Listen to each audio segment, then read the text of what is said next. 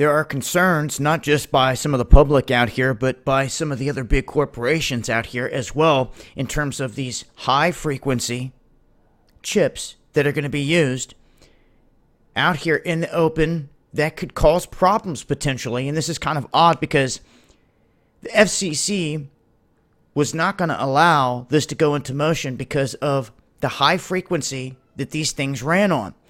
We even had Facebook step up and challenge these things being put out into the open and said that it could interfere with other technologies that are out there.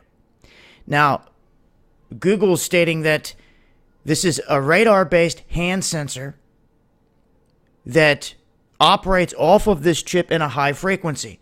Now, when you look into the frequency spectrum down here, they state that the FCC says that anything that is operating in this range, they're saying the band range of 57 to 64 gigahertz, and also within 24 to 86 gigahertz, is a range that they have pretty much told people they cannot operate in. Now, when you start to get into this frequency range and what they're doing here, it starts to become rather obvious something huge is going on here. And when you start to realize and you wake up and you see how key frequency is in everything on this planet and what they're doing in manipulating it, it becomes jaw-dropping. They even tie it in themselves. Not just me thinking of this and seeing where this is going, but they just flat out admit it because there's nowhere to hide it. This is going to tie in directly with the frequencies used for the 5G networks that are soon to be activated throughout the U.S. It is unclear whether the overlap could cause any interference. So, how could they approve something like this if they've never tested it? How could you not test if it's going to interfere in this field like this? It just is extremely odd to me that these big groups come together like this. Facebook voices concern. Then they come back and they're like, okay, we're not going to allow them. The FCC says we're not going to allow Google to operate on that high of a frequency, but we're still going to let them operate on a higher power level than allowed.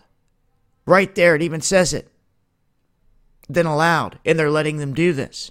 And then it goes on to say that it's going to be right there in the range of the 5G. How's it going to affect that? Then they go on to state that this stuff is going to be put on aircraft. But if it's on there, it has to be turned off. What happens if one of these chips gets turned on an aircraft then?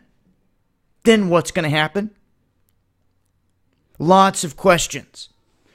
And that's why people are concerned about these chips and their activation in certain environments, especially if it hasn't been tested. It just blows my mind that the FCC is just going to allow this without them even knowing or even trying to test what's going to happen here on flights or with 5G. We've talked about what 5G is going to do. The damage that it's done already in the test that's been done on it to humans.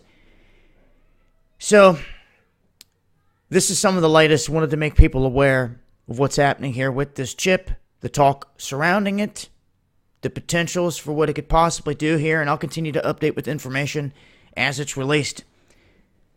Links below. It's been Dabu7. Peace.